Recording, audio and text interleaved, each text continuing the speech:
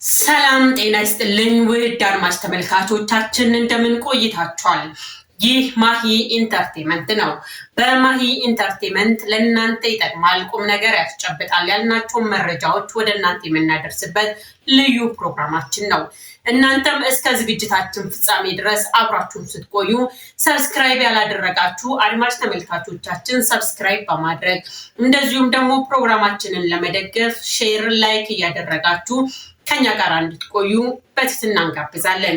እንግዲህ በዛሬው ፕሮግራማችን የምንመለከታቸው አበይት ጉዳዮች እነዚህ ይሆናሉ። አዲስ ዜና አለኝ ይላል ሰማነው ማለት ነው።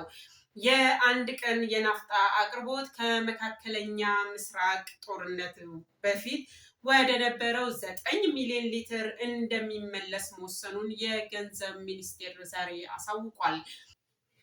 ሌላው ደግሞ በፊንቴክ ኢንቨስትመንት ማጭበርበር ወንጀል የተጠረጠሩት አርቲስቶችና ቲክቶከሮች ላይ አቃቢ ሕግ ክስ መስርቶ እንዲያቀርብ 7 ቀናት ተፈቀደ ይለናል። ተወጣሽኝ በሚል ምክንያት አክስቱን የገደለው ግለሰብ የሞት ቅጣት ውሳኔ ተላለፈበት ይላል። እዚህ ምስሉ ላይ የምትመለከቷት ሴት እህታችን ለገዳዩ እዚህ ጋር ለምትመለከቱት ገዳይ አክስት ናት። ያ ማለት ለሟች ይሄ ሰው የእህቷ ልጅ ነው ይለናል መረጃው።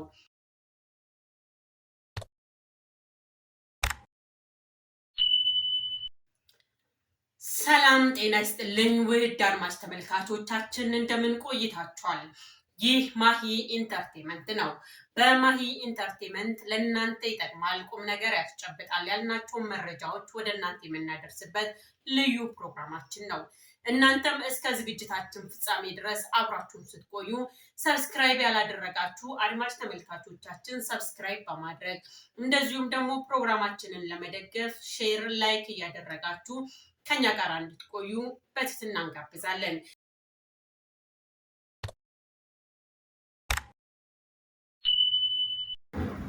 ወደ ቀዳሚው መረጃችን ስናልፍ እንግዲህ በዚህ ሰሞን ማለት ነው የናፍጣ ችግር ከተማዋን እጅግ በጣም አጨናንቋል። በአዲስ አበባ ከተማ ለ4 ቀን ለ3 ቀን ያህል የነዳጅ ሰልፍ ተይዞ እንደዚሁም ደግሞ መኪኖች መተላለፊያ አጥተው እጅግ በጣም የሚገርም ሰልፍ ማየት የተለመደ ሆኗል። ይህ እንግዲህ ያው የኢትዮጵያ ወይም ደግሞ የሀገራችን ችግር ብቻ ሳይሆን የዓለም ችግር መሆኑ ይታወቃል። እንግዲህ ይህንን ችግር ብዙዎቻችን ለትራንስፖርት እንግልት፣ ለተለያዩ ችግሮች እየተጋለጥን እንገኛለን። ነገር ግን በዛሬው መረጃ ማለት ነው አዲስ ዜና አለኝ ይላል እንደሰማነው ማለት ነው። የአንድ ቀን የናፍጣ አቅርቦት ከመካከለኛ ምስራቅ ጦርነት በፊት ወደ ነበረው 9 ሚሊዮን ሊትር እንደሚመለስ መወሰኑን የገንዘብ ሚኒስቴር ዛሬ አሳውቋል። በመካከለኛው ምስራቅ ጦርነት ምክንያት የዓለም አቀፍ የነዳጅ ዋጋ መጨመርና አቅርቦት ላይ መስተጓጎል መፈጠሩ ይታወሳል ይላል መረጃው። ይህን ተከትሎም በኢትዮጵያ የአንድ ቀን የናፍጣ አቅርቦት ወደ 4.5 ሚሊዮን ሊትር ወርዶ እንደነበረ የገንዘብ ሚኒስቴሩ አህመድ ሺዴ ገልጸዋል። አሁን የአንድ ቀን የናፍጣ አቅርቦት ወደ ቀደመው 9 ሚሊዮን ሊትር እንዲመለስ መወሰኑን ተከትሎ ከዛሬ ጀምሮ ከጅቡቲ ወደ አዲስ አበባ መጓጓዝ እንደሚጀምር ሚኒስትሩ፣ ወደ ክልሎችም ደግሞ ከነገ ጀምሮ መጓጓዝ ይጀምራል ሲሉ ተናግረዋል። እስካሁን የቤንዚንና የአውሮፕላን ነዳጅ ሙሉ በሙሉ ቀድሞ በነበረው መጠን እየቀረበ መሆኑን አመልክተዋል። እንግዲህ ይህ ማለት ለብዙዎቻችን የተስፋ ሕይወት እንድንኖር ያደርገናል ማለት ነው። ይህ ነገር መጨረሻ እንዲኖረው እንፈልጋለን። ስለዚህ ይሄ ነገር እንደሚፈታ እኛም ተስፋ እናደርጋለን። ስለዚህ የነዳጅ አቅርቦት በዚህ መልኩ እንደሚስተካከል ተገልጿል ማለት ነው።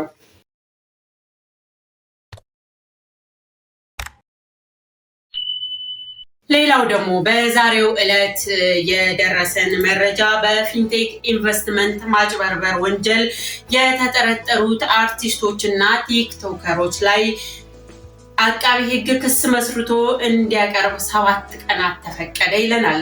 የፌዴራል መጀመሪያ ደረጃ ፍርድ ቤት በፊንቴክ ኢንቨስትመንት የማጭበርበር ወንጀል የተጠረጠሩት አርቲስቶችና ቲክቶከሮች ላይ መርማሪ ፖሊስ የምርመራ መዝገቡን አጠናቆ እንዲያቀርብ ለዛሬ ሚያዝያ 21 ቀን 2018 ዓ.ም ቀጠሮ መስጠቱ ይታወሳል።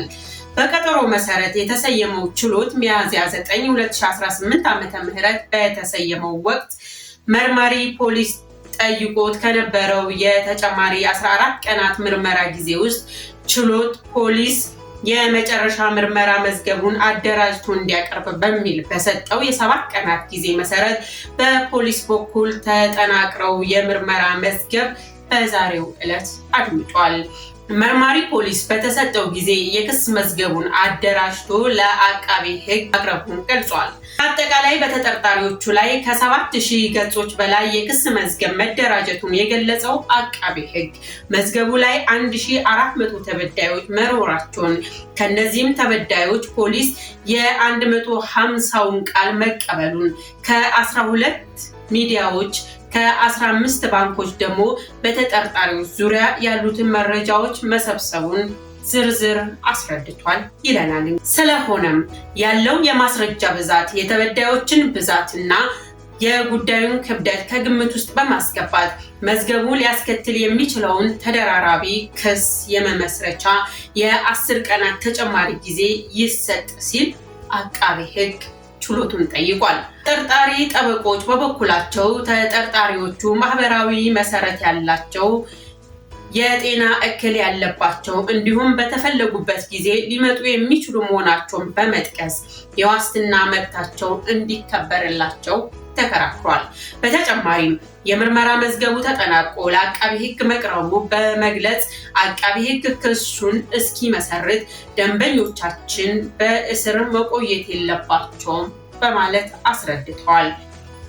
የግራ ቀኙን ክስ ያዳመጠው ችሎት አቃቢ ሕግም ለክስ መመስረቻ ከጠየቀው የ10 ቀን ጊዜ ውስጥ 7ቱን ቀን በመፍቀድ ክስ መስርቶ እንዲያቀርብ ለ2018 ዓመተ ምህረት ቀጠሮ ሰጥቶ ተለይቷል ማለት ነው።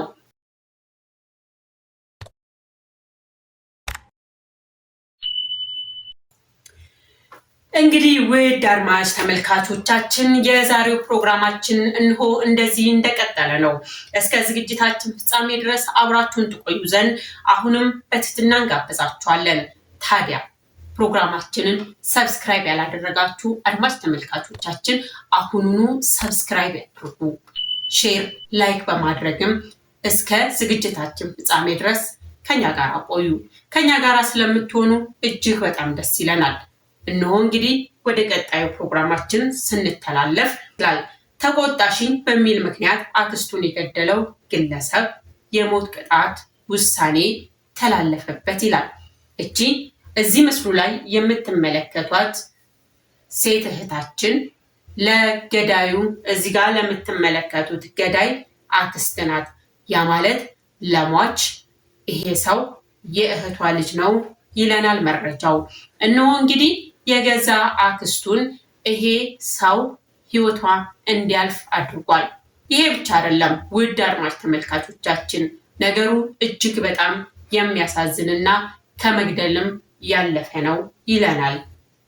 እንግዲህ ይቺ አክስት የወንድሟን ልጅ ከገጠር ማለት ነው ራሱን እንዲችል የተሻለ ኑሮ እንዲኖር ወደ ከተማ ታመጣዋለች።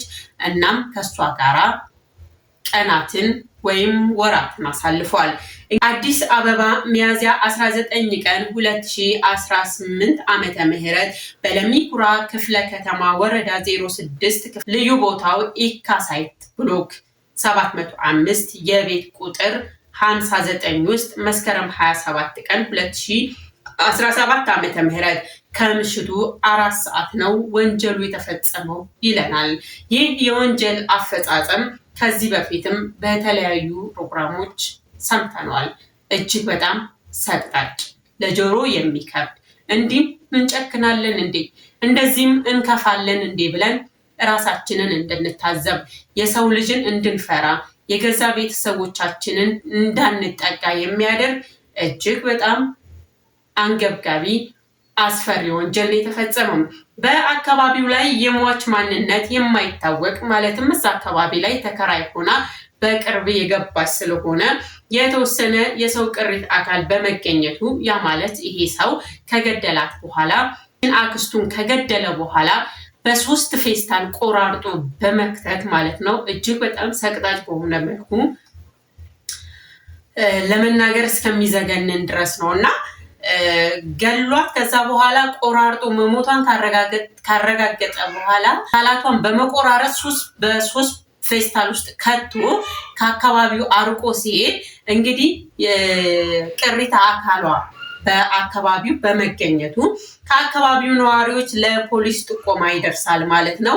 ፖሊስ የደረሰውን ጥቆማ መነሻ በማድረግ የሟችን ማንነት ለመለየት እና የወንጀል ፈጻሚው ማንነት ለመለየት በተደረገው ጥረት መሰረት በሰዓታት ውስጥ ሟችን መለየትና በወንጀሉ የተጠረጠረው ግለሰብ በቁጥጥር ስር ሊውል መቻሉን አዲስ አበባ ፖሊስ ጠቅላይ መምሪያ የወንጀል ትራፊክ አደጋ ምርመራ ምክትል ጠቅላይ መምሪያ ገልጿል ይለናል። እንግዲህ መረጃው ፖሊስ በተከሳሽ ሻምበል ይሄ ማለት የሟች የወንድም ልጅ ማለት ነው ተከሳሽ ሻምበል ሙሉጌታ ይለናል። እንግዲህ ሻምበል ነው ገዳዩ ማለት ነው። ፖሊስ በተከሳሽ ሻምበል ሙሉጌታ ላይ በተደረገው ምርመራ ሟች ወርቅነሽ ኃይሌ የተባለችውን የ36 ዓመት ጎልማሳ ስትሆን በጉምሩክ አስተላላፊ የስራ መስክ ላይ እየሰራች የነበረች ስትሆን በተገለጸው አካባቢ መኖር ከጀመረች 4 ወራቶችን ብቻ ነበር ያስቆጠረችው። እነሆ እንግዲህ የወንድሟን ልጅ ማለት ነው በ2000 ሐምሌ 20 ቀን 2016 ዓመተ ምህረት ወደ ራሷ ታመጣዋለች ማለት ነው። እናም ተቆጣሽኝ በሚል ሰበብ ከገደላት በኋላ የሰቀጥጥ ሁኔታ ገሎ በፌስታል ከያዘ በኋላ አንደኛውን ሽንት ቤት፣ አንደኛውን ጫካ ውስጥ፣ አንደኛውን እንደዚህ ተራ ገደል ውስጥ በመክተት ሊከት ቻለ ማለት ነው። እነሆ እንግዲህ በፖሊስ ጥቆማ በአካባቢው ማህበረሰብ ጥቆማ ይሄ ሰው ክትትል ተደርጎበት ወዲያውኑ ከተያዘ በኋላ እነሆ እንግዲህ የእድሜ ልክ እስራት ተፈርዶበታል ማለት ነው። ይህ እንግዲህ እኛም የእድሜ ልክ እስራት ተፈርዶበታል። እንግዲህ የሞተ ተጎዳ አይደለም የሚባለው። ሁሌም እንደምንለው ለምናደርጋቸው ነገሮች ሰከን ብለን ማሰብ በጣም አስፈላጊ ነው። እንደውም ይባላል እስከና አባባሉ የሰው ልጅ በደስታ እጅግ በጣም በተደሰተበትና እጅግ በጣም በተናደደበት ሰዓት ለመናገር የዘገየ ለመወሰን የዘገየ እንዲሆን ይመከራል። ስለሆነም እያንዳንዳችን ሁላችንም ማለት በሚቻል መልኩ ስንናደድ ነገሮች እስከሚያልፍልን ድረስ ተወት ማድረግ አስፈላጊ ነው ብለን ነው የምናምነው። እነሆ እንግዲህ የዛሬ ፕሮግራሞቻችን እነዚህን ይመስሉ ነበር። እንግዲህ ፕሮግራሞቻችንን እንዴት ተከታተላችኋቸው? በምን መልኩ እንቀጥል? የእናንተ ሀሳብ አስተያየት ያስፈልገናል። እስከ ዝግጅታችን ፍጻሜ ድረስ አብራችሁን ስለነበራችሁ ምስጋናችን ከልብ ነው። በሌላ ፕሮግራም በሌላ ቀን እስከምንገናኝ ድረስ በሰላም ቆዩ በማለት የዛሬን በዚህ ቋጨን።